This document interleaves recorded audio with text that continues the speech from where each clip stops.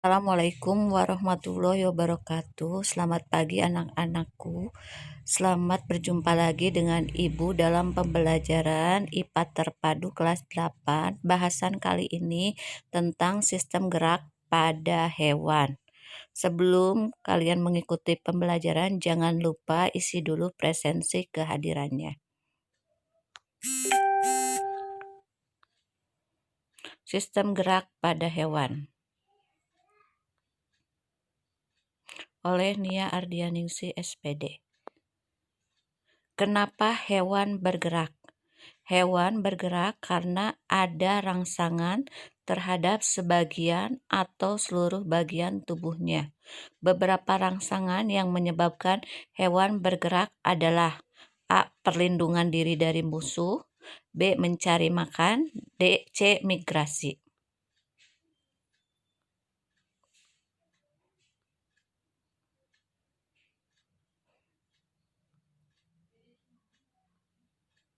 Bagaimana gerak hewan di darat, udara, dan air? Hewan yang hidup di darat bergerak dengan tulang dan otot. Namun demikian, struktur tulang dan otot hewan di darat tidak sama. Hewan vertebrata atau hewan yang memiliki tulang belakang memiliki tulang dan otot sebagai alat gerak. Tulang menjadi alat gerak pasif, sedangkan otot menjadi alat gerak aktif. Alat gerak aktif dan pasif pada hewan vertebrata adalah kaki untuk hewan yang di darat, sayap untuk hewan yang terbang atau burung, atau sirip untuk hewan yang hidup di air. Sedangkan hewan invertebrata atau hewan yang tidak memiliki tulang belakang mempunyai alat gerak khusus. Misalkan moluska, hewan yang bertubuh lunak, itu contohnya siput ya atau bekicot, itu biasanya bergerak menggunakan kaki otot. Ikan dapat berenang karena air memiliki kerapatan dan gaya angkat yang lebih besar dibandingkan ikan. Hal ini menyebabkan ikan dapat melayang di dalam air, dan dengan energi yang sedikit saja ikan bisa bergerak menggunakan sirip. Selain karena massa jenis ikan yang lebih kecil dibandingkan dengan lingkungannya, bentuk tubuh ikan juga mempengaruhi kemampuan ikan untuk bergerak. Ikan memiliki bentuk tubuh yang aerodinamis atau streamline. Ini untuk mengurangi hambatan ketika bergerak di dalam air, sehingga ikan mudah bergerak di dalam air. Tubuh ikan dilengkapi dengan otot dan tulang belakang yang fleksibel yang berguna untuk mendorong ekor dan sirip ikan di dalam air. Sirip samping dan sirip ekor yang lebar berfungsi membantu mendorong gerakan ikan ke depan sehingga ikan akan bergerak dengan cepat.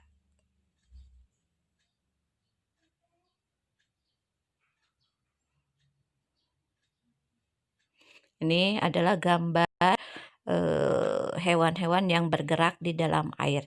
Ikan bergerak dengan meliuk-liuk rangka tubuhnya sehingga tubuhnya terdorong ke depan.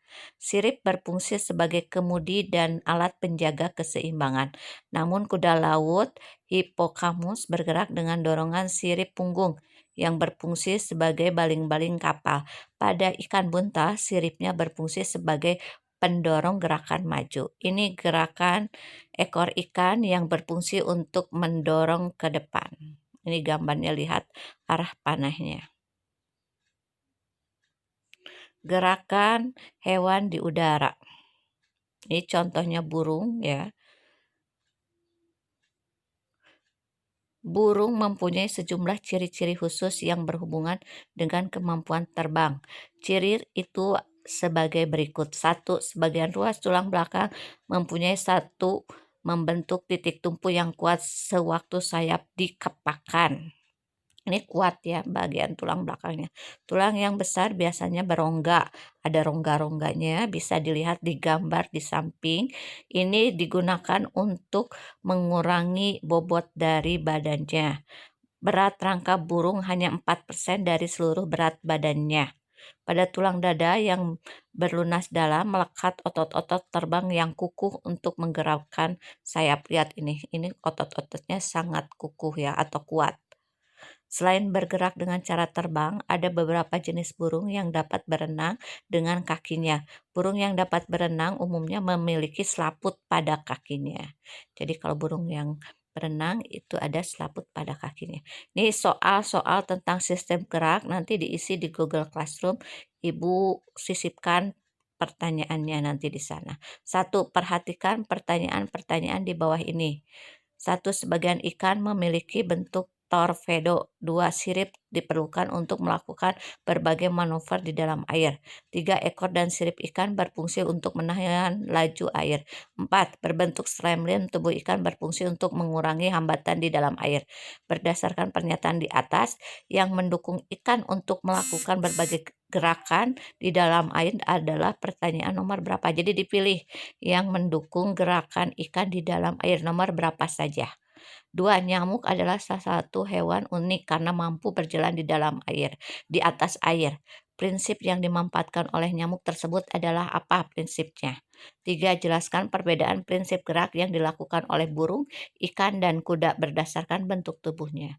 Silakan kalian lihat materi yang lainnya ada di buku paket IPA Terpadu kelas 8 yang diterbitkan oleh Dinas Kependidikan. Kalau ada yang tidak dimengerti boleh ditanyakan ke Ibu lewat Google Classroom ataupun WA grup kelas ya. Terima kasih. Wassalamualaikum warahmatullahi wabarakatuh.